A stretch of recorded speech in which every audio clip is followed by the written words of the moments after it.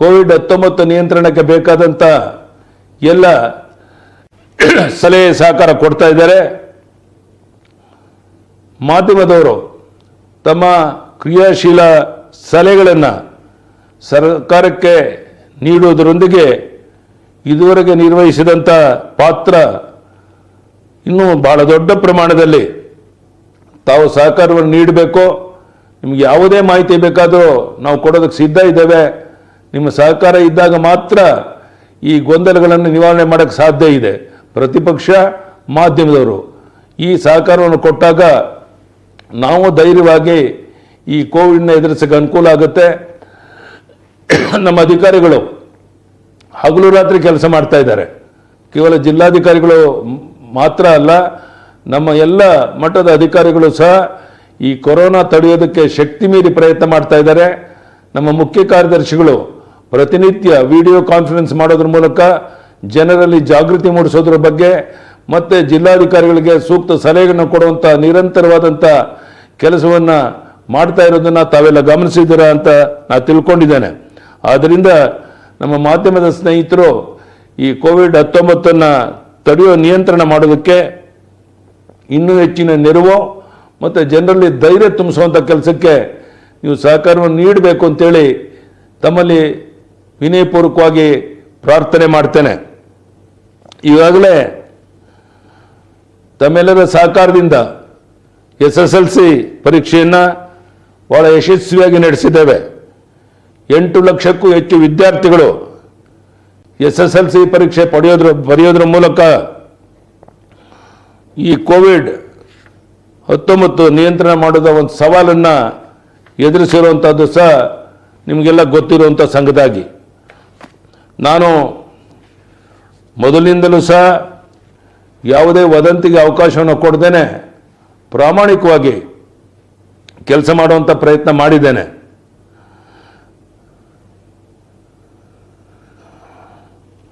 ನಾನು ಅಷ್ಟೇ ವಿನಂತಿ ಮಾಡುವಂಥದ್ದು, ನಮ್ಮ ನೆರೆಹೊರೆಯವರು ಈ ಕೋವಿಡ್ ಸಿಕ್ಕಿ ನರಳ್ತಾ ಇರಬೇಕಾದ್ರೆ ಅದರಿಂದ ಹೊರ ತೆಗೆಯೋದಕ್ಕೆ, ಅವರು ನೆಮ್ಮದಿಯಿಂದ ಬದುಕಕ್ಕೆ ಬೇಕಾದಂಥ ಎಲ್ಲ ರೀತಿಯ ಸಹಕಾರವನ್ನು ನೀಡಬೇಕು. ಸಂಘ ಸಂಸ್ಥೆಯವರು, ಬೇರೆ ಬೇರೆ ಅನೇಕ ಸಂಸ್ಥೆಯವರು ಮೊನ್ನೆ ಈ ಕೊರೋನಾ ಸಂದರ್ಭದಲ್ಲಿ ಭಾಳ ದೊಡ್ಡ ಪ್ರಮಾಣದಲ್ಲಿ ಆಹಾರವನ್ನು ಹಂಚುವಂಥ ಪ್ರಯತ್ನ ಮಾಡಿದ್ದಾರೆ. ಎಲ್ಲ ರೀತಿ ಸಹಕಾರವನ್ನು ಕೊಟ್ಟಿದ್ದಾರೆ. ಕೆಲವರ ಮನಸ್ಸಿನಲ್ಲಿ ಆಂಬ್ಯುಲೆನ್ಸ್ ಕೊರತೆ ಇದೆ ಅಂತ ಅಂದ್ಕೊಂಡಿದ್ದೀರಾ. ಈಗಾಗಲೇ ಆಂಬ್ಯುಲೆನ್ಸ್ ಅಗತ್ಯ ಇರುವಷ್ಟು ನಾವು ಮಾಡಿದ್ದೇವೆ. ಎಲ್ಲ ಕಡೆ ಒಂದೊಂದು ಬೂತ್ ಮಟ್ಟದವರೆಗೂ ಸಹ ಆಂಬ್ಯುಲೆನ್ಸ್ ವ್ಯವಸ್ಥೆ ಮಾಡಬೇಕು ಅನ್ನೋ ಸಿದ್ಧತೆಗಳು ನಾವು ಮಾಡ್ತಾ ಇದ್ದೇವೆ.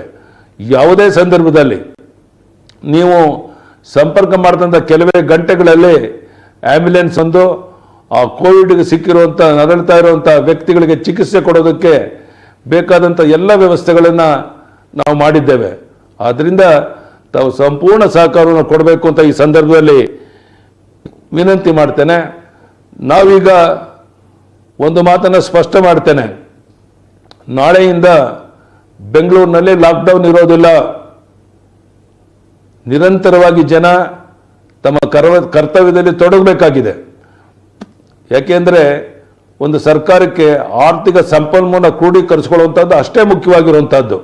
ಆದ್ದರಿಂದ ನಾವು ಈ ಕೋವಿಡನ್ನು ಎದುರಿಸೋದಕ್ಕೆ ಸಿದ್ಧತೆಯನ್ನು ಮಾಡಿಕೊಳ್ಬೇಕು, ಎಚ್ಚರಿಕೆಯನ್ನು ವಹಿಸಬೇಕು, ಸೋಂಕಿತರಿಗೆ ರಕ್ಷಣೆ ಕೊಡುವಂಥ ಕೆಲಸವನ್ನು ಮಾಡಬೇಕು.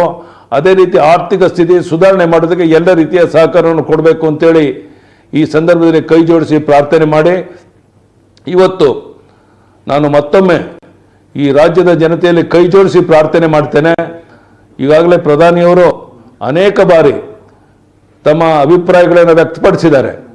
ಈ ಕೋವಿಡ್ ನಿಯಂತ್ರಣಕ್ಕೆ ಯಾವುದೇ ಔಷಧಿಗಳಿಗೆ ಸದ್ಯಕ್ಕೆ ಲಭ್ಯ ಇಲ್ಲದೇ ಇದ್ರೂ ಸಹ ನಾವು ಅಂತರವನ್ನು ಕಾಯ್ಕೊಳ್ಬೇಕು, ಮಾಸ್ಕನ್ನು ಧರಿಸಬೇಕು ಅಂತೇಳಿ ಮತ್ತೆ ಮತ್ತೆ ಸ್ವತಃ ಪ್ರಧಾನಿಯವರು ಹೇಳಿದ ಮಾತನ್ನು ಸಹ ತಾವು ಗಮನಿಸಿದ್ದೀರ ನಾನು ತಿಳ್ಕೊಂಡಿದ್ದೇನೆ. ನಾನು ಇಷ್ಟೇ ನಿಮ್ಮಲ್ಲಿ ವಿನಂತಿ ಮಾಡುವಂಥದ್ದು, ಯಾರು ಮಾಸ್ಕ್ ಧರಿಸೋದಿಲ್ಲ ಅವ್ರ ಮೇಲೆ ಕಠಿಣವಾದ ಕ್ರಮವನ್ನು ತಗೊಳ್ಳೋದು ಅನಿವಾರ್ಯ ಆಗುತ್ತೆ. ಅದಕ್ಕೆ ಅವಕಾಶವನ್ನು ಕೊಡಬೇಡಿ. ಪೊಲೀಸ್ನವರು ಹಗಲು ರಾತ್ರಿ ಪ್ರಾಣದ ಹಂಗನ್ನು ತೊರೆದು ಕೆಲಸ ಮಾಡ್ತಿರೋ ಸಂದರ್ಭದಲ್ಲಿ ಅವರು ಬೇರೆ ಒಳ್ಳೆಯ ಕೆಲಸ ಮಾಡೋದಕ್ಕೆ ತಾವು ಅವಕಾಶವನ್ನು ಮಾಡಬೇಕು ಅಂತ ಈ ಸಂದರ್ಭದಲ್ಲಿ ವಿನಂತಿ ಮಾಡಿ, ಮಾಧ್ಯಮದ ಸ್ನೇಹಿತರು, ಪ್ರತಿಪಕ್ಷದ ನಾಯಕರು ಎಲ್ಲರ ಸಹಕಾರದೊಂದಿಗೆ ಈ ಕೋವಿಡನ್ನು ತಡೆಯೋದಕ್ಕೆ ನಾವೇನು ಪ್ರಯತ್ನವನ್ನು ಮಾಡ್ತಾ ಇದ್ದೇವೆ ಅದಕ್ಕೆ ತಮ್ಮ ಸಂಪೂರ್ಣ ಸಹಕಾರವನ್ನು ನೀಡಬೇಕು ಅಂತ ಈ ಸಂದರ್ಭದಲ್ಲಿ ಕೈ ಜೋಡಿಸಿ ಪ್ರಾರ್ಥನೆ ಮಾಡಿ, ನಾನು ಇವತ್ತು ಅನಿವಾರ್ಯವಾಗಿ ಈ ನಾಡಿನ ಜನರನ್ನ ಕುರಿತು ಈ ಮಾತನಾಡ್ತಾ ಇರೋ ಒಂದೇ ಒಂದು ಉದ್ದೇಶ, ಹಗಲು ರಾತ್ರಿ ನಾವೆಲ್ಲ ಶ್ರಮ ಆಗ್ತಾ ಇದ್ದೇವೆ. ಒಂದು ದಿನ ನಾನು ಮನೇಲಿ ಕುಂತಿಲ್ಲ.